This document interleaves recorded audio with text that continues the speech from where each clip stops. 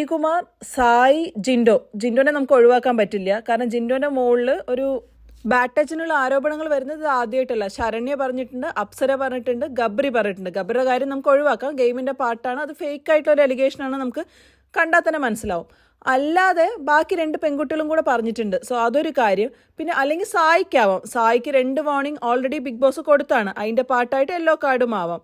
അല്ലെങ്കിൽ നമ്മുടെ ശ്രീകുമാറിനാവാം. കാരണം ഒരു കമ്മ്യൂണിറ്റിക്ക് എഗെയിൻസ്റ്റ് ആയിട്ട് ആദ്യം വിട്ട സ്റ്റേറ്റ്മെന്റ് അത് കഴിഞ്ഞ് പുള്ളി നല്ലോണം ക്ലാരിഫൈ ചെയ്യുന്നുണ്ടായിരുന്നു, ഞാൻ കമ്മ്യൂണിറ്റിക്ക് എഗെയിൻസ്റ്റ് അല്ല, അതിൽ ഒരു ഭാഗത്തിന് എതിരെ മാത്രമാണ് ഞാൻ സംസാരിക്കുന്നതെന്ന് ക്ലാരിഫൈ ചെയ്തിട്ടുണ്ടായിരുന്നു.